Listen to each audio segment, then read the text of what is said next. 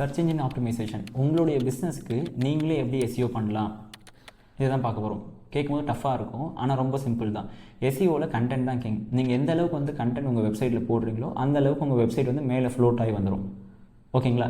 என்ன மாதிரி கண்டென்ட்? இப்போ எக்ஸாம்பிளுக்கு கண்டென்ட் போடுறவங்கன்னா பிஹெச்டி படிச்சிருக்கணும், ரொம்ப டெக்னிக்கலி இங்கிலீஷில் இருக்கணும். ஸோ அப்படிலாம் ஒன்றுமே கிடையாது.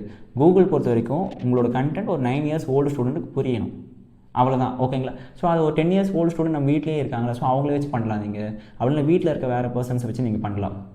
ரெகுலராக கண்டென்ட் போட்டுக்கிட்டே இருங்க. இதுக்காக நீங்கள் வேறு ஒரு ஏஜென்சிக்கு போயிட்டு மாதம் நீங்கள் காஸ்ட் ஸ்பெண்ட் பண்ணணும்னு சொல்லிட்டு அவசியம் கிடையாது. ஓகேங்களா? நீங்கள் வந்து சர்வீஸ் பேஸ்டு பிஸ்னஸாக இல்லை ப்ராடக்ட் பேஸ்டு பிஸ்னஸான்றது பேஸ் பண்ணி என்ன மாதிரி கண்டென்ட் போடணுன்றது மாறும். ஓகேங்களா? ஆனால் ஒரே ஃபார்மேட் ஆஃப் கண்டென்ட் தான். என்ன நீங்கள் வந்து ஏஐ கண்டென்ட் இல்லாமல் நீங்கள் மேனுவலாக எழுதி போடணும், மேனுவலாக டைப் பண்ணி போடணும், அவ்வளோதான். ஸோ நீங்கள் அதை ட்ரை பண்ணி பாருங்கள், கண்டிப்பாக உங்கள் வெப்சைட் மேலே வரும். நான் எப்படி சொல்கிறேன்னா, நீங்கள் வந்து ஏதாச்சும் ஒரு லக்ஸுரி கார் ரெண்டல் இன் சென்னை சொல்லி சர்ச் பண்ணி பாருங்கள்.